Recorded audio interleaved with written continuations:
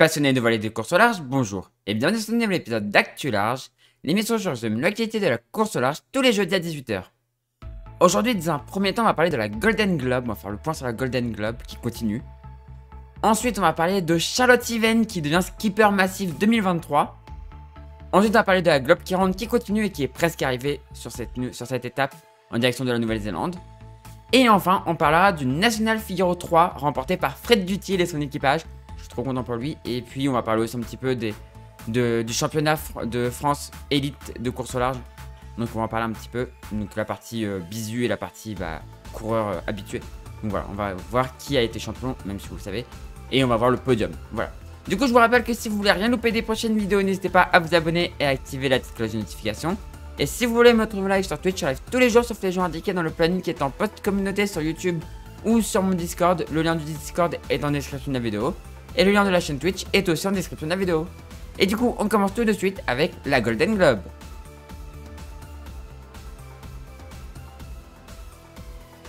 On commence cette actu large par la Golden Globe Race qui continue. Donc on se retrouve là où on s'était laissé la dernière fois avec une très grosse avance de Simon Kerven. Et derrière, on avait un retour quand même de Damien Guillou qui est bien revenu dans le paquet, qui est revenu pour se battre. Bon, devant ça s'échappe un petit peu parce que il chope la lisée et derrière pas encore. Mais là on voit que ça rentre dans la lisée. Par contre derrière c'est la galère, c'est la grosse galère. On voit que avec les faibles informations qu'ils ont, on voit que c'est très compliqué. Hein. C'est très compliqué, genre sortir du poteau noir c'est un enfer. Et voilà, c'est vraiment très dur. C'est vraiment la course, je pense que c'est une des courses les plus dures, vraiment. Donc voilà, on va bientôt avoir la situation actuelle. Voilà, une semaine, voilà ce qui s'est passé. Bon, pendant une semaine, c'est pas passé grand chose, hein. Ça descend. Ça tente des petits décalages pour certains, mais sinon, ça descend dans la lisée. On voit que malheureusement, du coup, derrière, ça continue à galérer. Elliott Smith continue à galérer dans le. proche de l'équateur. Dans les parages de l'équateur. Si on met la grille ici. On voit le 0, il n'a pas encore passé l'équateur. Ils sont 3 à ne pas encore avoir passé l'équateur. Lan Ebert Jones, Arnaud Guest et Elliott Smith. Guy Wells, je sais pas comment on dit. Et le dernier à avoir passé l'équateur. Sinon, presque tout le monde a passé l'équateur. Mais ils sont plus que 3 à ne pas l'avoir franchi. Donc 3 à galérer encore. Là, je pense que pour Guy, c'est bon. Et derrière, c'est la lisée pour les autres. Et j'ai regardé, c'est bien une marque de passage obligatoire ici, donc c'est pour ça que tout le monde part ici. Donc Simon Kerven va sûrement passer en tête, hein. Il a une avance assez phénoménale. Et derrière, on a une belle bataille avec Christian qui a pris une option complètement à l'ouest, qui peut marcher. Franchement, ça peut fonctionner. Et après, sinon, on a une bataille entre Albila, Tapio et Pat Lawes. Et ensuite on a Damien Guillou qui s'échappe un petit peu du groupe de Michel Guggenberg et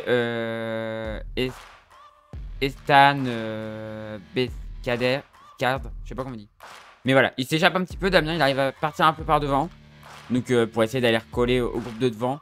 La course est encore extrêmement longue, il a encore largement le temps de revenir, mais il trace Damien, il est actuellement à la vitesse de 6 nœuds 3, quand devant ils sont à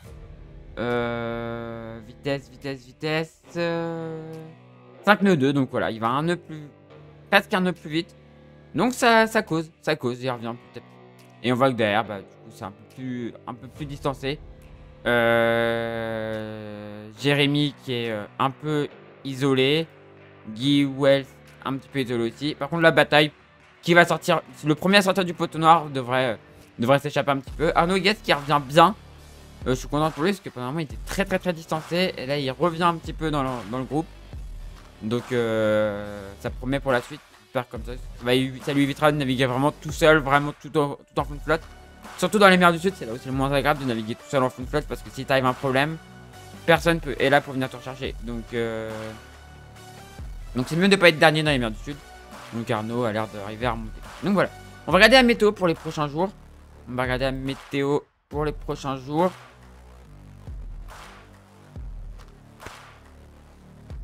Donc voilà, on voit clairement que Arnaud est encore dans la zone de poteau noir.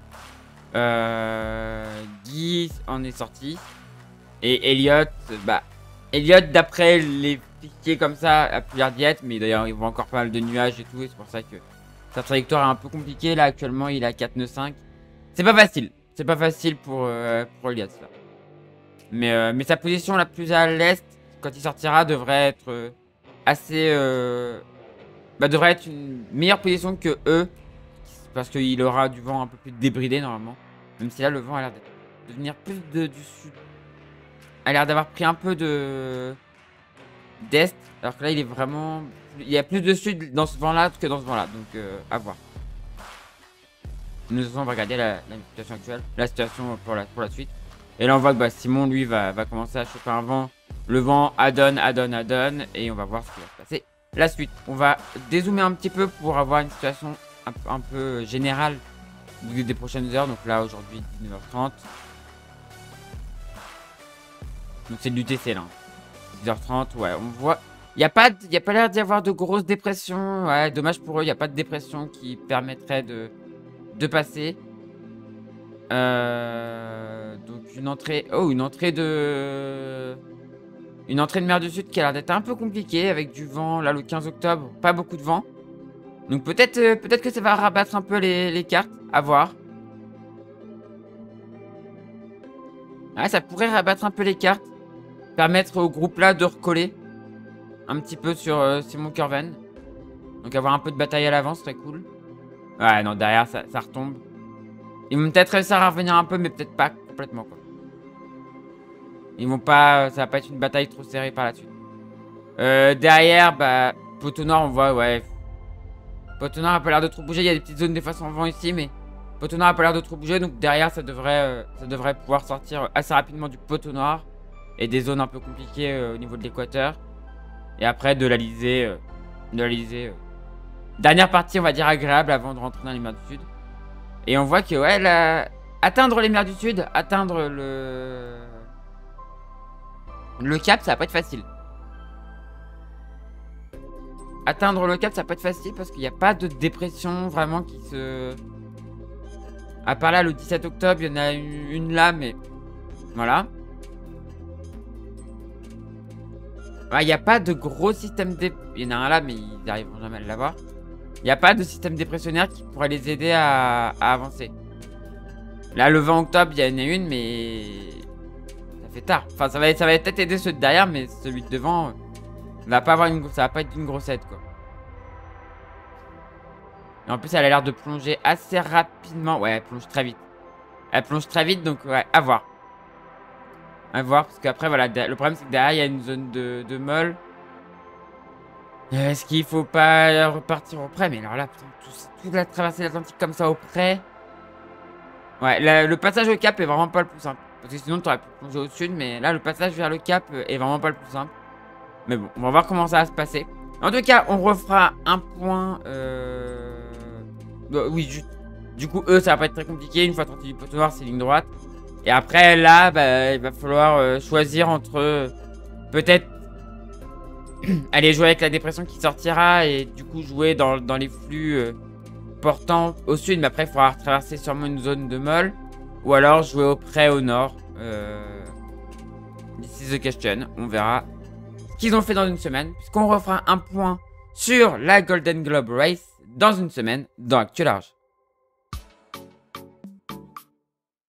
La semaine dernière, s'est déroulée la sélection Skipper Massif 2023. Pour cette année 2023, le Figaro 3 était premier à une femme. Après une semaine de tests physiques, de navigation, d'entretien et de tests théoriques, c'est Charlotte Even qui a été sélectionnée pour être Skipper Massif 2023. Même si je suis très déçu pour Sophie Faguet, je pense que Charlotte va faire un très bon skipper pour 2023 et 2024. Car on a vu cette saison, en 2022, qu'elle progressait plutôt bien. J'ai hâte de pouvoir la revoir courir. Et on la suivra très attentivement dans Actu Large.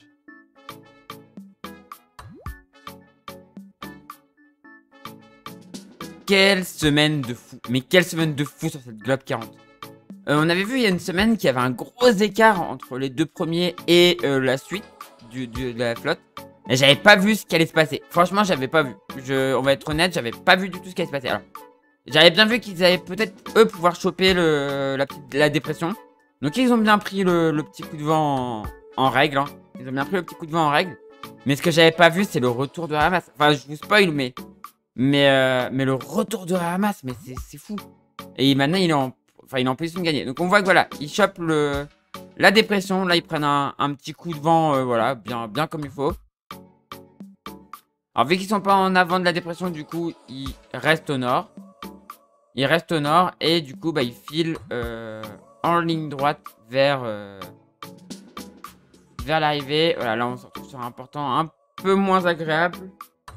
Et le vent qui retombe. Et regardez le retour de Hamas avec une stratégie plus au sud. Le retour fort de Hamas. On va juste le remettre parce que c'est fou ce qu'il a fait.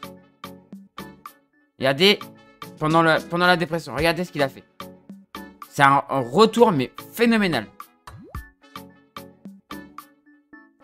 Retour phénoménal de Hamas. Le 127. Alors en fait, les deux premiers sont occupés à se marquer, à se battre entre eux. Regardez-moi ce retour de fou furieux. Voilà, ça joue au près, ça tombe dans une molle. Et du coup, ça va revenir... Le truc qui est impitoyable, ça va revenir par l'arrière, quoi. Alors qu'on voit, bon, les deux vraiment derrière sont très loin. Mais regardez-moi ça. Hop, une molle. Et là, la course est relancée, quoi. Voilà la situation actuelle. Voilà la situation actuelle de la course. Donc on a bataille entre Milai et Sekeye. Sekeye un peu plus au nord que Milai. Mais très proche, hein, 10 000 l'un de l'autre. Ça peut encore se jouer. Il reste le passage au nord ici à faire. Pour arriver à Auckland. Donc Auckland qui est de l'autre côté. Hein. Il n'y a pas de détroit là, donc il faut passer de ce côté-là et arriver là. Donc pour arriver dans la Mecque de la voile en Nouvelle-Zélande. Et bah, on a Hamas qui est déjà en fait à quasiment déjà à la bonne latitude, quoi. Est-ce que ça peut... Est-ce qu'il pourrait faire le hold-up de l'étape? On n'est pas loin. Derrière, c'est trop loin. 579 000 pour Whiskey et Griffon est à 588 000. Il y a bataille entre les deux, mais ils reviendront jamais devant. Donc voilà. Mais belle bataille du coup à l'avant là. Franchement, un beau trio à l'avant. On va regarder si ça se passe dans les prochaines heures. Niveau météo. Donc dans 6 heures, on voit quand même que le vent revient d'abord par l'avant. Donc, techniquement, normalement, il devrait pouvoir réussir à se sortir. Mais, on sait jamais. La météo n'est pas une science exacte. Et on voit surtout qu'en fait, ils vont surtout avoir un meilleur angle au vent. Donc, oui, Hamas est revenu. Mais malheureusement pour eux, je pense quand même que les deux premiers là vont réussir à garder leur place. Parce que leur angle va être meilleur en fait. Pour remonter là, leur angle va être bien meilleur. Dans 12 heures, ils seront pas au pré-serré comme lui va l'être. Enfin, ils seront peut-être pas obligés de tirer des bords comme l'autre va être obligé de tirer des bords, quoi. Ouais, 27 heures, ouais.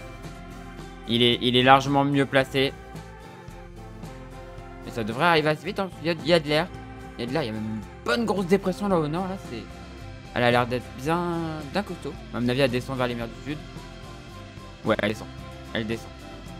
Derrière, il y a une autre dépression qui passe, mais de toute façon, derrière, ça va être... c'est plus possible pour eux. Mais ouais, je pense que les deux premiers, mais quand même beau retour. Même si ça leur permet pas de l'emporter. Et de monter sur une des deux premières matchs du podium. Ils ont quand même fait un très beau retour. Franchement, bravo. Rien que pour ça, bravo. Et on voit que, ouais, derrière... 39 heures, je pense. 39 heures, peut-être pas encore arrivé, mais il y aura une belle bataille entre les deux premiers. Ça, c'est sûr. Mais la remontée va pas être très compliquée. Après que la descente va être un peu plus dure pour aller vers Auckland. Mais ça va être intéressant à suivre. Et derrière, si on regarde juste quand même pour les bateaux derrière. Donc actuellement, ils sont au près, normalement au près serré. Il y a une dépression qui arrive derrière. Donc ça devrait leur permettre de tirer tout droit. Enfin, Ouais, non, elle est pas assez puissante. Elle ronde pas assez haut pour leur... Non, alors, elle ronde pas assez haut pour leur permettre de tirer tout droit. Surtout, il y a une grosse zone de molle, donc ça va pas être facile. Ça va pas être facile. Bon, après 33 heures, le vent a l'air d'être quand même plutôt bien orienté. Mais au final, il y aura quand même du press serré en arrivant en Nouvelle-Zélande. Ouais, ça va être long pour les deux derniers, là, ça va être long. Ah, et puis grosse zone de molle dans 54 heures. Pas facile pour les deux derniers. Bataille pour pas finir dernier. La bataille, je pense, pour pas finir dernier va être pas mal aussi, va être bien à suivre aussi. Mais ouais, grosse zone de molle, ça va être très compliqué. Peut-être tenter un truc en remontant plus au nord là ou en allant au sud. Je pense qu'il y a peut-être moyen qu'il y en ait un qui tente là et un qui tente là. On verra ce que ça donnera. On verra ce que ça aura donné dans une semaine. Mais ouais. Portant là. Après par contre ça passe au portant dans 84 heures, 90.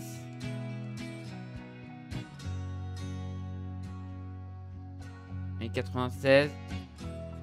Ouais, par contre pour finir, ils auront du portant normalement, donc ça devrait être pas trop mal. Mais pas beaucoup de vent, donc ça va être assez long ces derniers jours de course pour les derniers. Mais en tout cas, du coup, on verra qui l'a emporté dans une semaine. Et bien évidemment, on verra comment ça s'est terminé pour normalement tous les bateaux dans une semaine dans Actu-Large. Ça y est, la saison des Figaro 3 est terminée. Elle s'est terminée par le National Figaro 3 à Lorient. Cette épreuve, en équipage, se composait de parcours inshore et d'un tour de Groix. C'est le Normand Fred Dutil qui s'est imposé avec son équipage. La soirée qui a suivi a permis de sacrer le champion de France élite de course au large, à savoir Tom Laperche, qui est suivi par le Normand Guillaume Pirouel et Basile Bourgnon qui prend la 3ème marche du podium. Chez les bisous, Basile Bourgnon devance Chloé Lebar et Davy Baudard. Voilà comment s'est finie la saison de Figaro, mais j'ai déjà très hâte de les revoir naviguer l'année prochaine. On suivra bien évidemment ces courses dans Actu-Large. Voilà, c'est la fin de cette vidéo. J'ai pas parlé d'un sujet, mais Jean Le Cam, j'en ai parlé la semaine dernière, puisqu'il part avec le Finistère. Mais il y a aussi Armor Luxe qui rejoint le projet. Et donc du coup, il a quasiment le budget. Il en manque encore un petit peu, mais voilà, il a quasiment le budget. Donc c'est plutôt une bonne nouvelle pour Jean, qui est vraiment quasiment sûr, même sûr de partir sur le prochain Vendée Globe. Bonne nouvelle, vous savez que j'attends de voir j'attends de voir son bateau, comme celui d'Eric Bellion. De toute façon, c'est les deux mêmes. Mais j'attends de les voir parce que je suis très curieux de voir ce que ça va donner. Du coup, c'est la fin de cette vidéo. Comme d'habitude, petit appel aux sponsors. Si vous connaissez quelqu'un qui connaît quelqu'un ou si vous êtes vous-même chef d'entreprise, n'hésitez pas à aller aider les skippers encore en charge de budget, comme Tanguy le Turquet par exemple. N'hésitez pas à aller les aider. La voile est un très bon retour sur investissement. C'est une très bonne visibilité, donc n'hésitez pas. Je compte sur vous. Parlez de ces projets autour de vous. Du coup, c'est la fin de cette vidéo. Si ça vous a plu, on fait briller le pouce en l'air. N'hésitez pas à commenter et à partager. Et si vous êtes toujours pas abonné à la chaîne, n'hésitez pas à vous abonner pour ne rater des prochaines vidéos. Quant à moi, je vous dis à la prochaine pour une prochaine vidéo sur la chaîne Toria ou pour un live sur Twitch. Et du coup, ciao tout le monde, ciao ciao ciao.